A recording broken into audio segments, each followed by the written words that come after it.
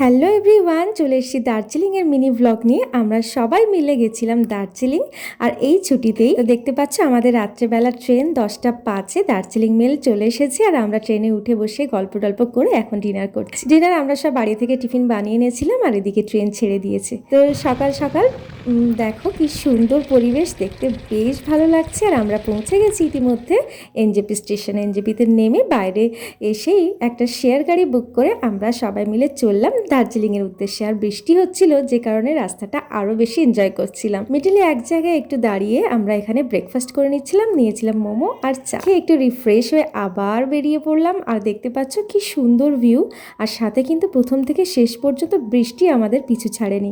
তো সেজন্য আরও বেশ ভালো লাগছে। গাড়িতে পাহাড়ে ওঠার সময় মা বেশ ভয় পাচ্ছিল, আমরা একটু বুঝিয়ে বুঝিয়ে নিয়ে যাচ্ছিলাম যে এই এসে গেছে বলে। তো এইভাবে প্রাকৃতিক সৌন্দর্য উপভোগ করতে করতে আমরা ফাইনালি পৌঁছে গেলাম। ভিডিওটি এখানেই শেষ করছি, দেখাবে।